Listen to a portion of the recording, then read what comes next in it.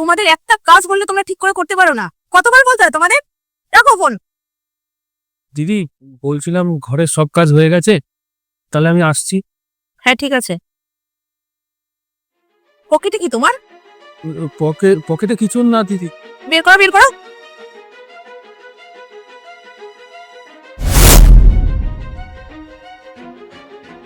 তুমি রুটি চুরি করে নিয়ে যাচ্ছিলে? চুরি করিনি দিদি, ওই আজকে এক্সট্রা ছিল সেটাই। নেওয়ার সময় জিজ্ঞেস করেছিলে? না জিজ্ঞেস করে নিয়েছো মানেই ওটাকে চুরি করা বলে। গতকাল তোমার মাইনে দিয়ে দিয়েছিলাম না? যা ফটো এখান থেকে। কালকে থেকে যেন আর তোমাকে এখানে না দেখি।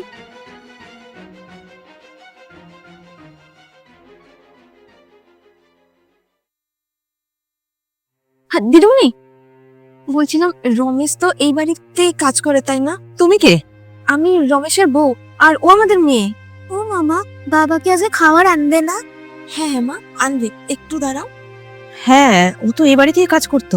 কাজ করতো মানে? ও এখন কাজ করে না? না, আসলে কালই আমি ওকে বলেছিলাম যাতে আজ থেকে ও কাজে না আসে। হ্যাঁ, আপনি ওকে না করে দিয়েছেন? কিন্তু কেন দিদিমণি? কালও আমার ঘর থেকে খাবার চুরি করছিল, তাই ওকে আমি তাড়িয়ে দিয়েছি বাড়ি থেকে। ও তাহলে প্রতিদিনই আমার ঘর থেকে খাবার চুরি করে? কালকে ওকে হাতে নাতে ধরেছি, নাহলে তো জানতেই পারতাম না কোনোদিনও। দিদিমণি, ও খাবার চুরি করতো না। যেই বাড়িতে খাবার বেশি হয়ে যেত, আপনারা খাবেন না, ফেলে দেবেন বলতেন, শুধুমাত্র ওই খাবারগুলো ও আমাদের জন্য নিয়ে যেত দিদিমণি। ও কোনোদিন আপনাদের কারোর ভাগের খাবার নিয়ে যেত না। সবসময় বাসি খাবার, যেগুলো ধরুন আপনারা খাবেন না, ফেলে দেবেন, এইগুলো নিয়ে যেত আমাদের জন্য, যাতে আমাদের দিনের পর দিন খালি পেটে না শুতে হয়। এত যখন সমস্যা, ও তো একবার আমাকে বলতে পারতো, তাহলে আমিই তোকে দিয়ে দিতাম।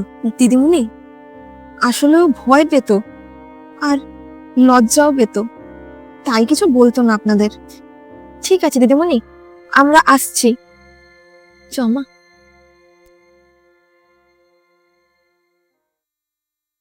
রমেশ, আমি তোমাকেই খুঁজছিলাম।